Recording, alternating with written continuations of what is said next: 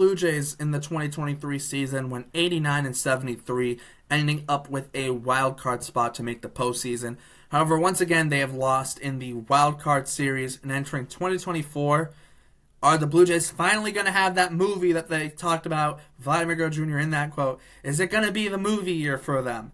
We'll see. We'll find out. Will it? Maybe, maybe not. We're going to discuss it right here on Bleacher Brawls. My name is Derek. I'm here with Luke. You're watching Bleacher Brawls, and this is the Toronto Blue Jays 2024 team profile. First things first, I'm going to hand it over to Luke. I want to get your opening thoughts on this Blue Jays team. Like I said, isn't going to be their movie year. Who knows? We don't know yet. We don't have the script, but let's get your thoughts on this Blue Jays team. Last year, the movie was more like Major League 2. Like lots of high hopes from fans, and just absolutely did not deliver in any way. They were embarrassed in the playoffs the last 2 years. These Toronto Blue Jays didn't win a playoff game in 2022 or 2023, despite high expectations and a lot of loudmouth behavior. And now you look at this roster, I see a lot of utility players and a less specialized team and a more versatile team. So I'm not sure if that's a positive or a negative thing for them. I know in a lot of respects it feels like they're running back the same team, but I see a different kind of team and a much more flexible team that can be molded in different ways depending on who's hot, what's happening at the time, injuries, and so on and so forth. So an interesting Blue Jays team this year that I think is more different than last year's team than people realize. Yeah, there have been some changes as we talk about this Blue Jays roster, obviously. There are a few key players here to mention, so I'll hand it right back over to you, Luke. Who are three key players for this Blue Jays team? And out of those three that you list, who's one that you want to expand on for their 2024 team? Well, I try to steer from the more obvious guys when I talk about these teams because everybody talks about the superstar players. But in this case, you got to mention Vlad Guerrero Jr., because he needs to recover from what was a relatively down year from him in 2023. And this team goes how his bat goes for the most part, despite all the talent they have. Also, Danny Jansen is a very under-the-radar power hitter on this team. He had 17 home runs and only 268 bats last year. They need to find a way to get him more at-bats, especially with the DH spot clogged now this year. And I think Davis Schneider is going to be an important player on this team. He really showed last year that he's got a good bat and a killer 1920s style mustache. Red Sox fans remember, he went 9 for 13 in his first 3 career Major League games. They were all at Fenway Park. He hit 2, maybe it was 3, I think it was 2 home runs. He hit a home run in his first Major League at bat. He can play second base, he can play third base, and he can kind of play left field. So he'll bounce around the field a lot, just like Kevin Biggio, just like Isaiah Kiner-Falefa, and just like Santiago Espinal. But they need to put his bat in the lineup as much as possible, kind of like with Danny Jansen. I think they need his bat in the lineup every day if they can fit it there. In his rookie year, only 116 at-bats. Schneider hit 276 with a 404 on-base percentage, 603 slugging, and a 1,008 OPS. That's a killer slash line, and he had 8 home runs and 20 runs batted in, 32 hits and 21 walks, and only 116 at-bats. So his offense should more than adequately replace Matt Chapman's. And that's how I see it. I see him as replacing Chapman as opposed to the more obvious person you could say is Chapman's replacement. But that's the way I see it. I think Davis Schneider is really going to be an important player for the Blue Jays this year. So I'm not nearly as high on Davis Schneider just because like when you split it between the games he played in August and the games he played in September, he had a 1420 OPS in August in 14 games. Then in 21 games in September, only a 727 OPS when he hit 174. So there is a little bit of concern because, like, as Red Sox fans, we saw it with like Michael Chavis, who started really hot and then nothing, and then never was anything after those like first month or so, first month 2 months. So there is I would say I'm a little hesitant with him. I think obviously we're talking about key players. I do want to talk about Kevin Gausman because to me, he's one of the very few guys who I would probably consider an ace, although he's like the back end of aces. But I see like maybe there are 5 or 6 aces in the MLB, in Major League Baseball, and I think he's one of them. Although I'd put him like 5 or 6, not 1, 2, 3. I also do. I think Jordan Romano is very important for them. However, I do want to touch on Dalton Varsho, and there's reason for this. Last year, obviously, wasn't the greatest offensive year for him. He did take a step back, moving to Toronto from Arizona. Only an 85 weighted runs created plus last year. Just hit 220. Only a 674 OPS. He still hit 20 homers, though. But if they can get if his offense can return back to around where it was in 2022 with Arizona, 107 weighted runs created plus, 235 average, 27 homers, and then the defense, and then you take that with the base running. He only stole 16 bases this past year, which was the same as he did with Arizona. So I wonder if the Blue Jays just didn't want him to run as much, because I would have thought maybe he would have stole 25 bases potentially last year. But it's the defense that's really the standout thing.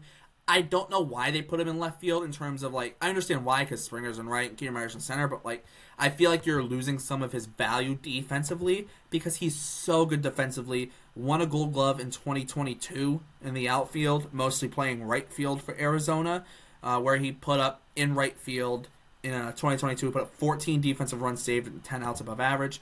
Last year in between left field and center field last year with the Blue Jays, just over 800 innings in left field, just over 450 innings in center field.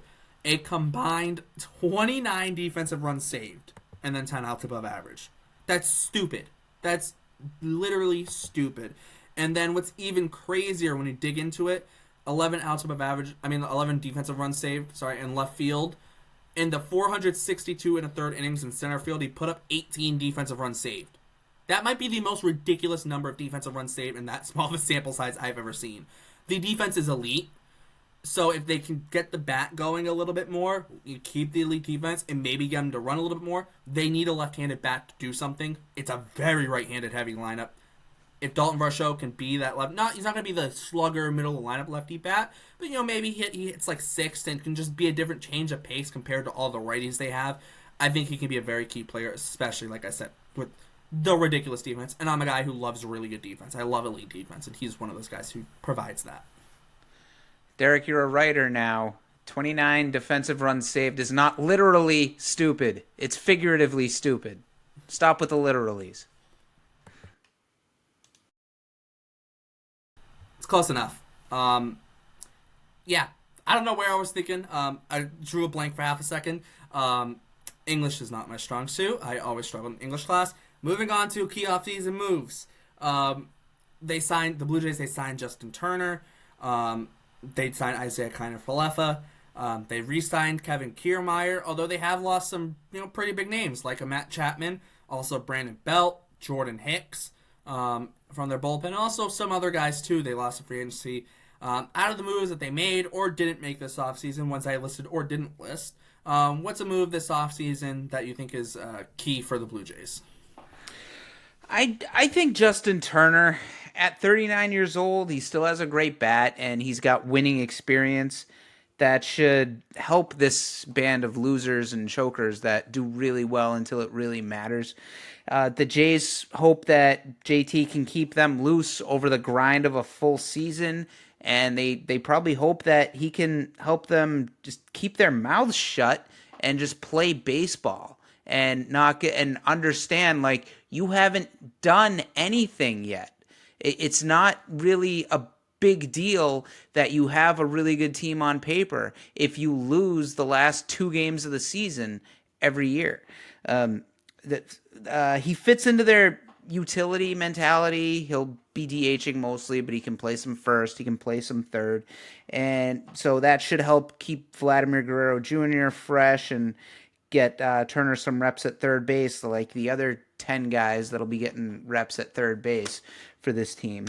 So yeah, he's got playoff experience, he's got playoff success, and nobody else on Toronto has any of that. So I think having his presence on there should only help that team and help John Schneider, keep these guys in check on a mental and verbal level. Yeah, I think Turner's obviously like kind of probably the biggest signing. I think key though, I think it's Isaiah Kiner for Falefa, honestly, and I think it's for his defense, and this is key for the Blue Jays. Travis Shaw and Vladimir Guerrero Jr. were so bad defensively at third base for the Blue Jays in 2020 and 2021 that they traded for Matt Chapman. That's how bad defensively they were. They were so bad defensively, they said, Vladdy, get your behind over to first base. We're getting a third baseman who can play defense. They were that bad defensively. And the thing is why this is key is because Matt Chapman, obviously, was elite. 2019, 28 defensive runs saved, 15 outs above average. Crazy. In 2021 with the Blue Jays, 10 defensive runs saved, still 17 outs above average.